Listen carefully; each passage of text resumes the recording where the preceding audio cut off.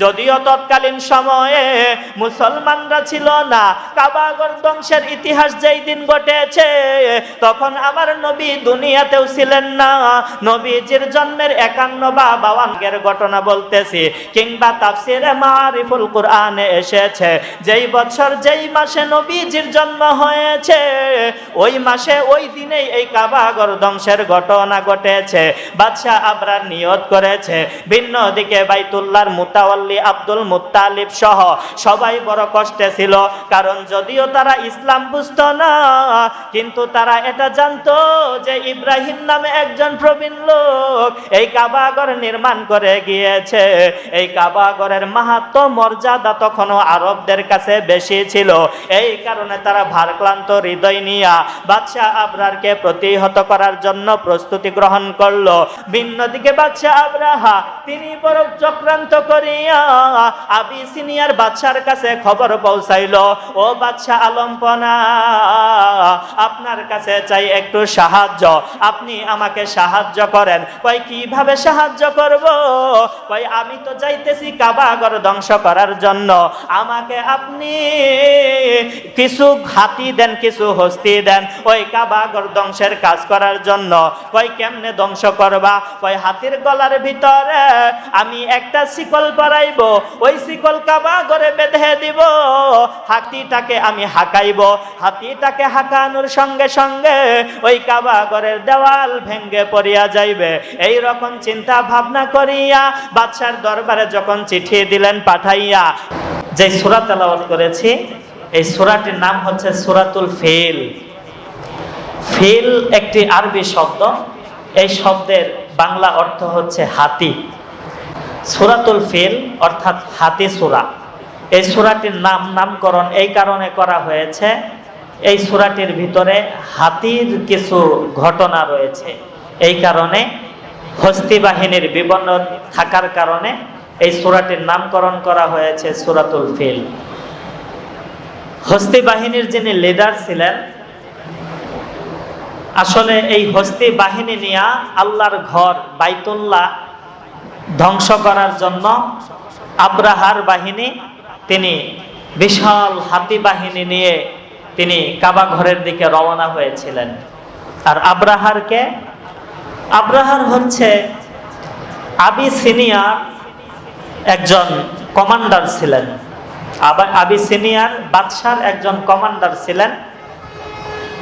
তারপর তিনি লম্বা কথা ইয়ামানে এসে যুদ্ধ করে বিজয় হয়েছিলেন। এরপরে তিনি ইয়ামানের শাসক হিসেবে নিযুক্ত হন।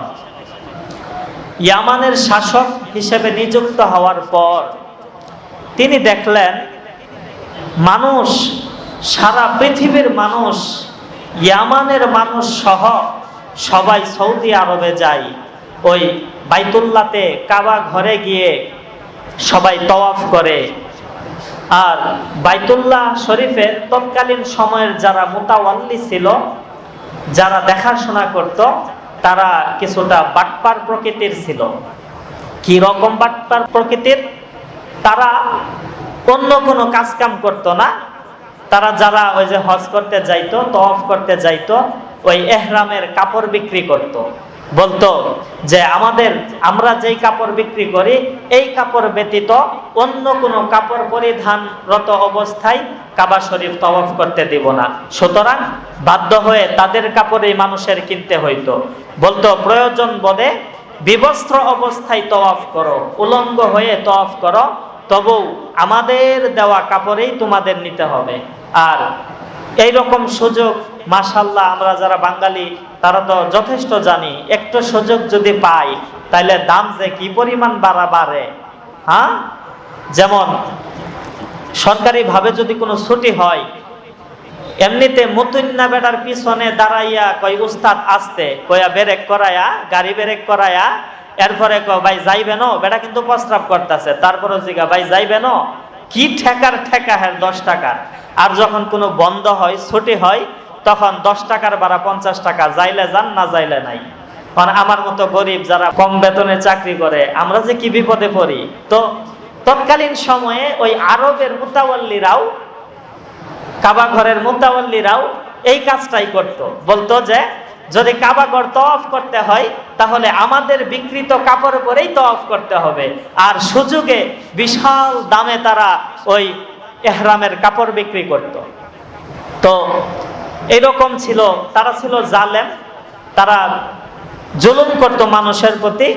ভিন্ন দিকে ইয়ামানের বাদশা তিনি চিন্তা করলো যে সব মানুষ কাবা ঘরে যায়া তওয়াফ করতে যা, ওইখানে তো তাদের বিশাল ইনকাম, তো কাবা ঘরে যেন মানুষ না যা এই ব্যবস্থা করতে হবে।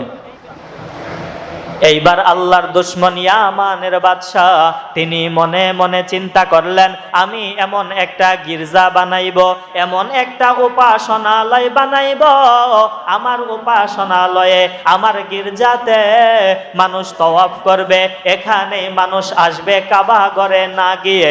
এই রকম চিন্তা ভাবনা করিয়া এবং আবিসিনিয়ার বাদশাকে খুশি করার উদ্দেশ্য লইয়া তিনি এমন একটা গির্জা বানাইলেন, স্বর্ণ রূপা হীরা মানিক মুক্তা দ্বারা অনেক অর্থ সম্পদ ব্যয় করিয়া এমন একটা গির্জা তিনি নির্মাণ করলেন যেন পৃথিবীবাসী অবাক হইয়া শুধুমাত্র ইয়ামানের দিকেই আসতে থাকে। ওই গির্জার জাঁকজমক দেখিয়া সবাই যেন ওই গির্জায় তওয়াফ করার জন্যই আসে। এই রকম একটা গির্জা যখন বানাইলো, ইয়ামানের বাদশা আব্রাহার যখন গির্জা বানানো শেষ করলো, এই গির্জাটা দেখতে এমন সুন্দর ছিল, তৎকালীন সময়ের ওই কাফের বেঈমানরা এই গির্জাকে বড়ই সম্মান করত। এই গির্জা যেমন বড় করে বানাইছে এমন উচ্চতাও দিয়েছে, আবার স্বর্ণ রূপা দ্বারা গির্জাটাকে বান্ধাইছে। এই রকম অবস্থাতে ইয়ামানের বাদশা আবরার ইনি ঘোষণা দিয়ে দিলেন, ও দুনিয়ার মানুষ, তোমরা কাবা ঘর তওয়াফ করার জন্য আর বাইতুল্লাহ যাওয়া দরকার নাই, আর আরবে যাওয়া দরকার নাই, আর মক্কাতে যাওয়া দরকার নাই, তোমরা এখন থেকে আমার বানানো গির্জা তওয়াফ করবা, এখানেই আসবা, কাবা ঘরে যাওয়ার কোনো প্রয়োজন নাই।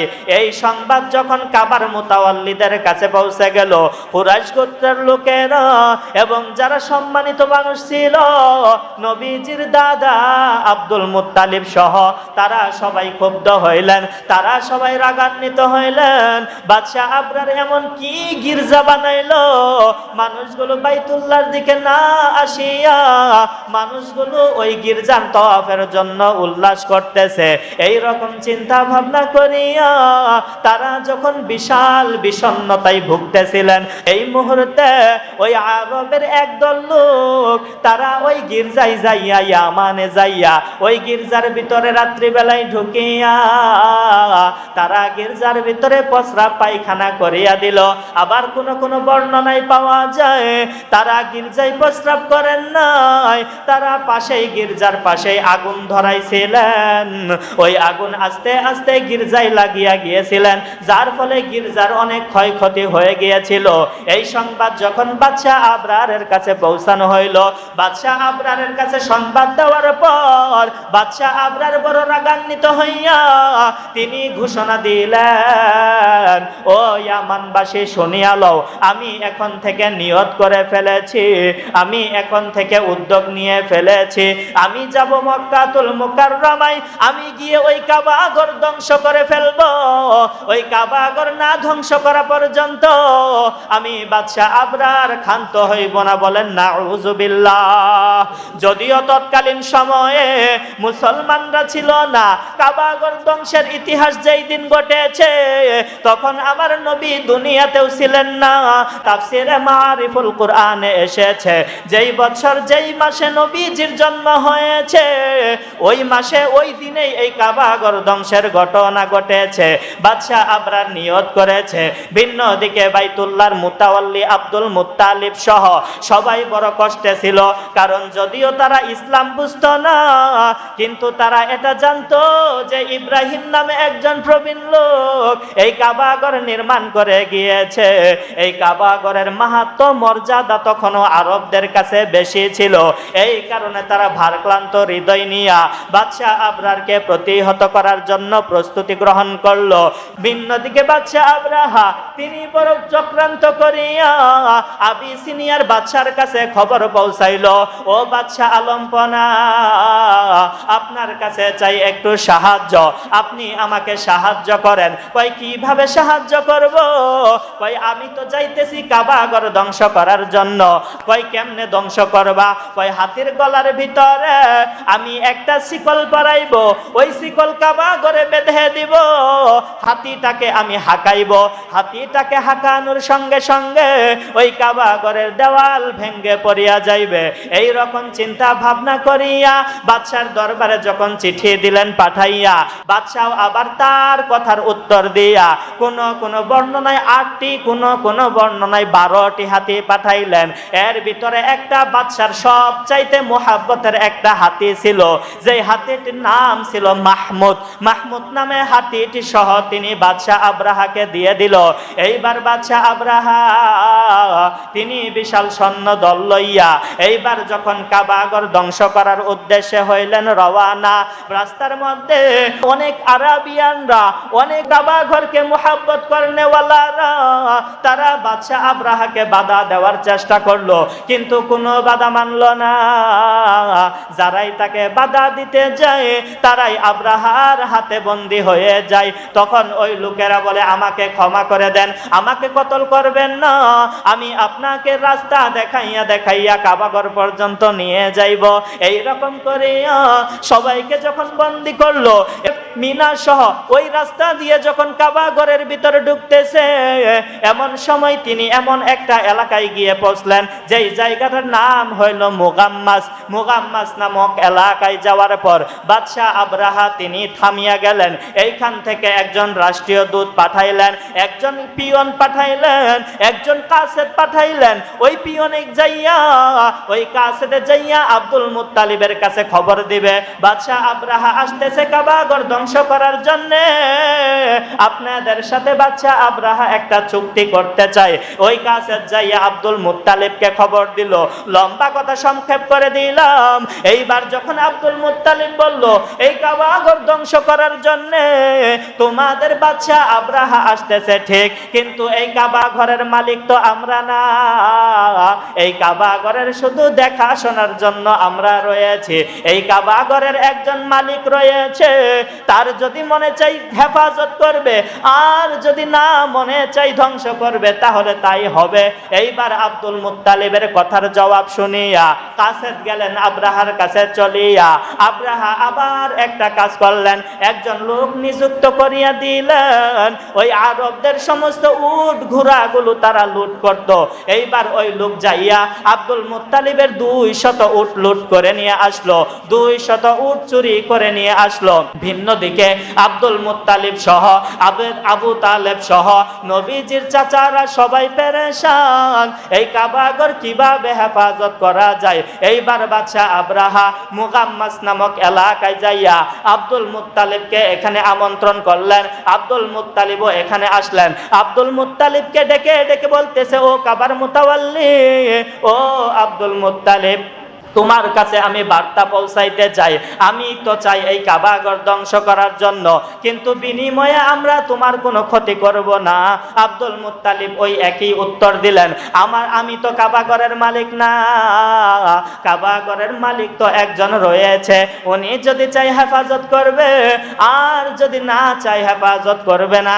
কিন্তু আমার একটা আবদার। কয় কি আবদার? কয় আবদারটা হইল, আমার যে 200 উট তোমার লোকেরা লুট করে নিয়ে গেছে, এই উট 200 আমাকে ফেরত দিয়া দাও। বাদশাহ আবরাহা বলল, ও আব্দুল মুত্তালিব, আমি তো জানতাম তুমি অনেক জ্ঞানী মানুষ, কিন্তু এখন তো বুঝতে পারতেছি তোমার আকল জ্ঞান বলতে কিছুই নাই। কই কেমনে বুঝলা? কয় আমরা আসছি কাবাঘর ধ্বংসের জন্য, তুমি কাবাঘর রক্ষার কথা না বলিয়া তুমি তোমার উট নিয়ে পড়িয়া রইছো। আব্দুল মুত্তালিব আবার কই, ও আবরাহা, আগেই তো বলেছি এই কাবার মালিক আমরা না। এই কাবা যদিও দেখাশোনা আমরা করি, এই কাবার মালিক একজন আছেন, তিনি হলেন শাহে রব্বানা। এইবার আব্রাহা বাহিনী আব্দুল মুত্তালিবের সঙ্গে কথাবার্তা বলিয়া কই ঠিক আছে, তাহলে কাবা ধ্বংস করে তারপর আমি ইয়ামানে চলিয়া যাব। এইবার আব্রাহা এবং আব্দুল মুত্তালিব বিচ্ছিন্ন হয়ে গেলেন। আব্দুল মুত্তালিব উনি ওই যে জাবালে নূর হেরা গুহায় যাইয়া দাঁড়ায় আছে, ওইখান থেকে তিনি ওই কাবাঘর দেখতেছে, কি হয় এগুলো দৃষ্টিকোণ করতেছে। ভিন্ন দিকে আবু তালেব নবীজির চাচা, তিনি ওই কাবা ঘরের সামনে যাইয়া দুইটা হাত তুলিয়া আল্লাহর কাছে দোয়া করতেছে, ও কাবার মালিক, ও রব্বে কাবা, আমরা চলিয়া যাইতেছি সারিয়া কাবা, তুমি যদি মনে করো আব্রাহার বাহিনী হইতে কাবা ঘর রক্ষার প্রয়োজন মনে করো, তাহলে তুমি রক্ষা করিও, আর যদি প্রয়োজন মনে না করো তাহলে রক্ষা করার কোনো প্রয়োজন নাই। এই রকম কান্নাকাটি করিয়া কাবা ঘরের মধ্যে দোয়া করিয়া এইবার আবু তালেবও গেলেন চলিয়া। সমস্ত কাফেরদের লিডার গুলো, ওই সময়কার কাবার মুতাওয়াল্লি গুলো সবাই কাবা ঘর থেকে দূরে সরে গেছে। ভিন্ন দিকে আব্রাহার বাহিনী যখন আসতেছে, আপনাদের কি মনে হয়, আমি তো আগেই হয়তোবা বয়ানে বলেছি, যেই কাবা প্রথম নির্মাণ হয়েছে আসমানের উপরে ফেরেশতাদের হাতে জান্নাতি পাথর দ্বারা, এই কাবাঘর পরবর্তীতে আব্বাজান আদম পূর্ণ নির্মাণ করলেন, এরপরে আব্বাজান ইব্রাহিম পূর্ণ নির্মাণ করলেন। এই কাবাঘর কি আমার আল্লাহ এত সহজে ধ্বংস হইতে দিবেন নাকি? কথা বলেন, এত সহজে ধ্বংস হইতে দিবে? আল্লাহ পাক এই কথাটাই কুরআনে এনেছে। আলাম তারা নবী, আপনি কি জানেন না কাইফা ফাআলা রব্বুকা, আপনার রব কেমন আচরণ করেছিল বিআসহাবিল ফিল, ওই হস্তি বাহিনীর সঙ্গে। আলাম ইয়াজআল কাইদাহুম ফি তাদলিল, আল্লাহ কি তাদের ষড়যন্ত্রকে নস্যাৎ করে দেননি? আল্লাহ কি তাদের কৌশলকে ব্যর্থ করে দেন নাই? ওয়া আরসালা, তিনি প্রেরণ করেছিলেন, তো ওয়া আরসালা আলাইহিম, তাদের উপরে তাদের বিরুদ্ধে তয়রন, পাখি। আপনাদের যদি জানা থাকে তাহলে বলতে চাই পাখির নাম কি? পাখির নাম কি? সবাই ভুলের ভিতরে আছেন। আবাবিল নামক কোনো পাখি নাই, আবাবিল নামক ইতিহাসে কোনো পাখি নাই।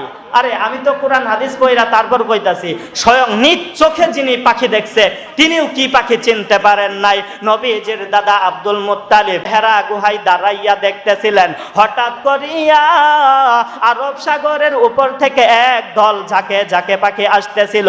এই পাখিগুলো দেখিয়া তিনিও বলতেছিলেন, এটা কি পাখি? দুয়েল হবে না? কই দুয়েলের চাইতে একটু বড়। এই রকম চিন্তায় পড়িয়া গেছেন। এই পাখির আবার নেতৃত্ব দিতেছে কিছু পাখি যাদের মাথা বড় বড়, যাদের মাথাটা কালো, ঠোঁট ছিল লাল। এই রকম বর্ণনা কোরআন হাদিসে পাওয়া যায়। আল্লাহর নবীর দাদা তিনিও আব্দুল মুত্তালিব এই পাখি চিনতে পারলেন না। আল্লাহ তাআলা কি কয় শুনেন, ওয়া আরসালা, প্রেরণ করেছেন, আলাইহিম, তাদের বিরুদ্ধে, তয়রন, পাখি, আবাবিল, ঝাঁকে ঝাঁকে। আবাবিল শব্দের অর্থ হইল ঝাঁকে ঝাঁকে, তয়রন আবাবিল, আল্লাহ প্রেরণ করেছিলেন ঝাঁকে ঝাঁকে পাখি। এই পাখির নাম আবাবিল যদিও আমরা জানি, কিন্তু আবাবিল নামক কোনো পাখি ইতিহাসের পাতায় নাই। আল্লাহ পাক ঝাঁকে ঝাঁকে পাখি পাঠাইলেন। এই পাখিদেরকে কিছু এটেম বোমা দিলেন, যেই বোমার ওজন সামলানোর শক্তি আব্রাহা বাদশার ছিল না।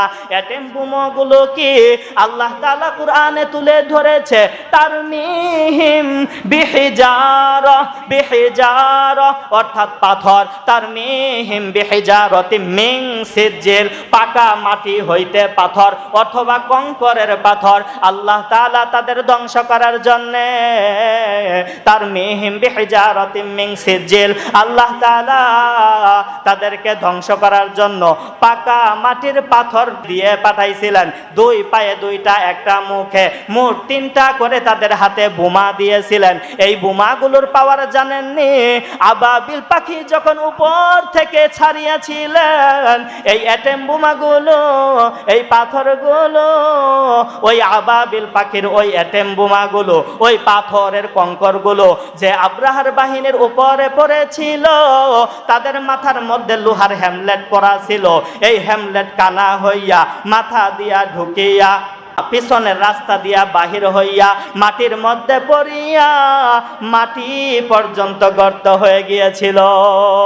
আওয়াজ দিয়ে বলেন সুবহানাল্লাহ। আল্লাহ তাআলার কৌশলের সামনে দুনিয়ার কোনো কৌশল কিন্তু টিকবে না। তারমিহিম বিহিজারাতিম মিন সিজিল, আব্রাহার বাহিনী যখন কাবা ঘরের কাছাকাছি আসছে, তেমনি পাখিগুলো আস্তে কইরা ছাড়িয়া দিছে। আরেকটা ব্যাখ্যা করি, তারমিহিম বিহিজারাতিম মিন সিজিল, সিজিল শব্দের আরেকটা অর্থ হইল লেখা।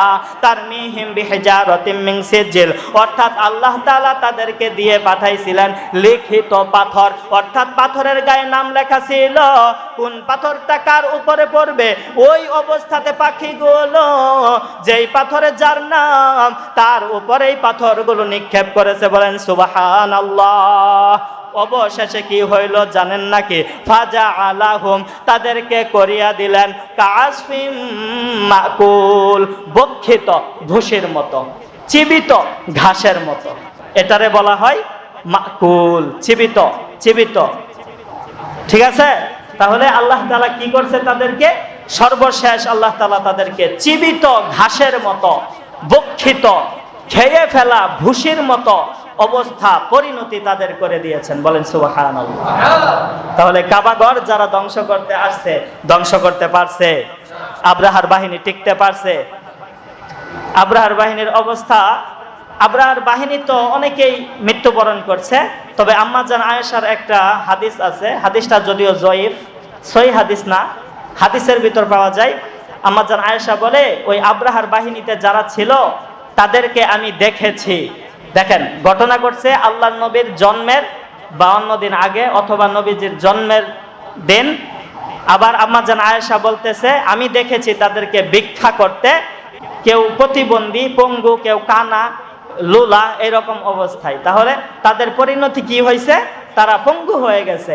আর আব্রাহা তিনি পৌঁছতে পারছে ইয়ামান পর্যন্ত, ইয়ামান পর্যন্ত, তার বাদশাহী দরবার পর্যন্ত তিনি পৌঁছতে পারছে। তার এলাকায় ঢোকার পরেই তার শরীরের মাংসগুলো খসে খসে পড়ে গেছে। বলেন সুবহানাল্লাহ। এটাকেই বলা হয় কাসফিম মাকুল, জীবিত ভুসির মতো।